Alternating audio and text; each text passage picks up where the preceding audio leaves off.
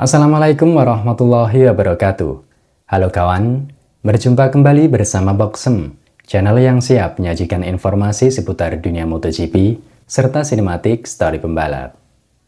Dalam video kali ini, saya tertarik untuk membahas berita yang masih panas kawan. Tentu saja drama yang terjadi antara Marc Marquez versus Nicolo Bulega di ajang World Ducati Week yang bertajuk Ducati Lenovo Race of Champions.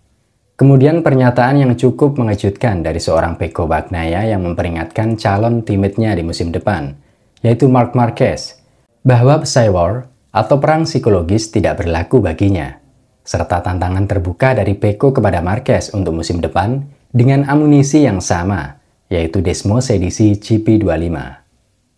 World Ducati Week 2024 yang baru saja selesai digelar, merupakan edisi ke-12 dari acara 2 tahun sekali yang diselenggarakan Ducati.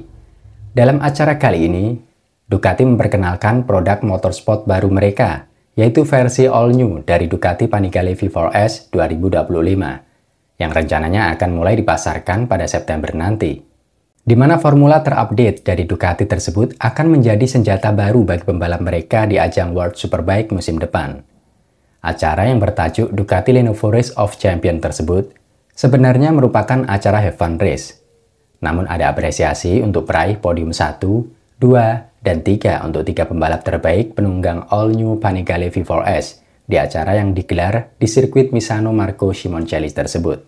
Sekarang kita coba ulas apa yang sebenarnya terjadi antara Marquez dan Bulega di last corner Misano kemarin, di mana kronologi crash-nya Nicolo Bulega benar-benar membuat panas para netizen. Ya, kita pasti tahulah siapa Bulega dan siapa Marquez. Bulega merupakan anggota dari VR46 Rider Academy milik Valentino Rossi, sedangkan Marquez adalah musuh bebuyutan Valentino Rossi dan masih memiliki jarak dengan Valentino Rossi hingga sekarang. Jika kita amati balapan yang berjalan selama 10 lap kemarin, Nicolo Bulega sebenarnya memiliki pace yang bagus sejak awal balapan, dengan racing line yang rapi hampir sepanjang balapan. Hal tersebutlah yang membuat Marquez kesulitan untuk mengovertake Bulega. Hingga tiba momen yang cukup mengagetkan semua orang di putaran terakhir, ketika Marquez melakukan overtake kepada Nicolo Bulega di ruang yang cukup sempit di last corner sebelum menyentuh garis finish. Dan cukup jelas bahwa itu bukan overtake presisi kawan, dan terlihat sedikit memaksa. Pasalnya Marquez tidak mampu menghentikan motor di titik seharusnya, sehingga membuatnya melebar. Bulega pun harus menelan kekecewaan setelah kehilangan kans podium 3 yang dia pertahankan hampir sepanjang balapan karena terjatuh dalam insiden tersebut. Sekarang yang jadi perdebatan semua orang, mereka terlibat kontak atau tidak. Inilah sumber keributan yang terjadi di media sosial. Jika kita melihat video yang disorot dari depan, memang tidak begitu jelas kawan. Tapi jika kita teliti lebih dalam, di mana racing line Marquez saat exit corner memang benar melebar, dan ada indikasi terjadi kontak. Namun jika kita melihat video terbaru dari Luca Savadori yang disorot dari tribun penonton, nampaknya ada kontak tipis sebelum Bulega terjatuh. Marquez sendiri mengklaim bahwa dia tidak merasakan bahwa ada kontak dengan Bulega dalam insiden last corner tersebut. Kami menikmatinya dan menjalani balapan dengan baik. Saya pikir itu adalah perayaan besar bagi Ducati. Terjadi sedikit kekacauan di tikungan pertama, dan sayangnya di lap terakhir, saya perhatikan Bulega terjatuh. Tapi saya tidak tahu apakah ada kontak atau tidak. Yang pasti, saya tidak merasakan banyak hal. Ungkap Marquez kepada media sebelum perayaan podium dimulai. Di sisi lain, Nicolo Bulega nampaknya tidak ingin memperpanjang masalah soal insiden yang terjadi antara dirinya dengan Marquez, di mana dia mengkonfirmasi kondisinya melalui akun Instagramnya, dan terlihat tidak ingin membahas lebih dalam soal masalah tersebut. Kabar baiknya Nicolo Bulega tidak mengalami cedera yang serius kawan, hanya mengalami memar di bahu, namun harus menjalani terapi sampai World Superbike kembali digelar di seri Portimao nanti. Insiden yang terjadi di last corner Misano kemarin sebenarnya sangat disayangkan kawan. Pasalnya itu merupakan balapan perayaan yang pada dasarnya untuk bersenang-senang. Dan hal itu sebelumnya sudah ditekankan oleh Gigi Daliknya untuk semua pembalap. Ini harus menjadi balapan, karena mereka adalah pembalap, dan semua orang ingin menang.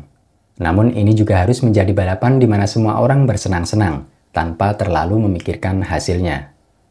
Kata Gigi Daliknya kepada media yang menjelaskan konsep dari ajang balap Ducati Lenovo Race of Champions. Jika kita amati lebih dalam soal layout tikungan terakhir Misano, sepertinya memang kurang tepat untuk melakukan overtake dari sisi dalam saat entry corner seperti yang dilakukan Marquez kepada Bulega kemarin. Walaupun ada celah, tapi itu memungkinkan atau tidak. Itulah yang harus diperhitungkan. Karena melakukan overtake dari sisi dalam di sudut tikungan terakhir Misano berpotensi melebar atau crash bersamaan. Dan itu pasti beresiko untuk keduanya, baik Marquez maupun Bulega. Dalam hal ini sebenarnya ada opsi lain untuk melancarkan serangan di last corner Misano, seperti battle antara Pecco versus Enea pada tahun 2022 lalu, di mana Enea mengambil dari sisi dalam saat exit corner untuk duel di trek lurus menjelang garis finish. Terlepas dari siapa yang salah dalam insiden tersebut, itulah balapan kawan, dan apapun bisa terjadi di lintasan.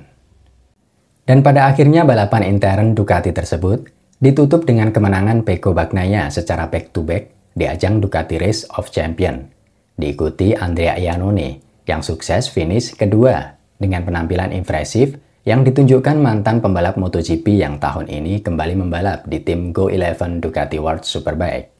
Kemudian Marquez sukses menjadi satu-satunya pembalap Spanyol yang berhak merayakan podium setelah dia sukses finish di posisi ketiga. Walaupun dengan aroma kontroversi dari insiden last corner yang cukup menyita perhatian publik.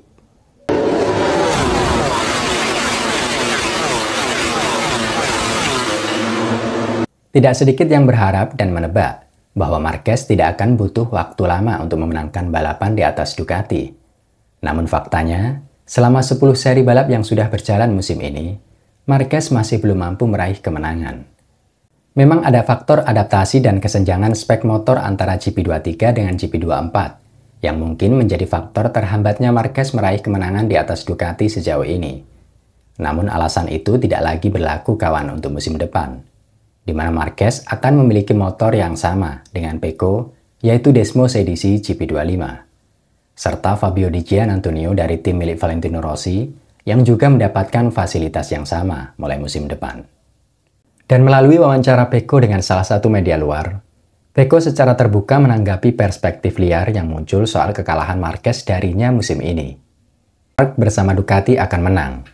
Sekarang banyak yang mengatakan dia tidak punya motor yang sama dengan saya. Tahun depan kita lihat saja.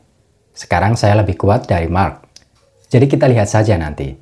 Selama ini saya bekerja dalam diam, tapi tepatnya saya membuktikan di lintasan. Penilaiannya soal Marquez yang menurutnya tak beda jauh dengan Martin. Bahkan Pecco memberikan sinyal kuat kepada semua lawannya, terutama calon teammate-nya musim depan dengan paket motor yang sama, bahwa perang psikologis tidak berlaku baginya. Saya tahu bakatnya, tapi tidak berbeda jauh dengan Martin yang juga sangat cepat. Yang penting adalah bekerja dengan baik, menjaga atmosfer yang sama di pit box. Namun di lintasan akan berbeda, di mana Anda harus mengalahkan rekan setim Anda. Kekuatan saya adalah aspek mental. Tekanan psikologis dalam pertandingan tidak ada gunanya bagi saya. Kata Pecco Bagnaia memberikan penilaiannya soal juara dunia 8 kali yang akan menjadi teammate-nya di musim depan, yaitu Marc Marquez. Serta tanggapannya soal asumsi liar di luar pedok soal kekalahan Marquez di atas GP23. Keberhasilan Pecco Bagnaia sejauh ini tidak luput dari kesiapannya dalam memperjuangkan poin penuh di race utama. Dan hal itu sudah dibuktikan dengan caranya dan tim dalam menganalisis kesalahan dan segera memperbaikinya untuk meraih hasil terbaik di setiap balapan. Dan dominasi Pecco sejauh ini tidak serta-merta karena GP24 yang ditungganginya kawan, tapi juga karena cara kerjanya yang solid dan kemampuannya dalam membaca jalannya balapan. Dan yang perlu digarisbawahi, bahwa mental Pecco selalu siap untuk belajar dari kesalahan dan bangkit. Kira-kira seberapa panas pedok Ducati di musim depan, dengan dua alfa mereka yang sama-sama kuat dan sama-sama haus kemenangan? Monggo jika teman-teman ada yang ingin menambahkan, atau mungkin punya sudut pandang yang berbeda, ruang sharing terbuka lebar di kolom komentar. Los, sing penting tertib bolo. Semoga informasi yang saya bagikan bermanfaat dan bisa menemani waktu santai kalian semua. Jangan lupa dukung selalu channel ini kawan dengan cara like, subscribe, share, dan komen. Serta tidak bosan selalu saya ingatkan, biasakan berdoa dan cek kondisi kendaraan Anda sebelum pemakaian. Akhir kata, wassalamualaikum warahmatullahi wabarakatuh. See you next time and thank you for watching my video. Ciao!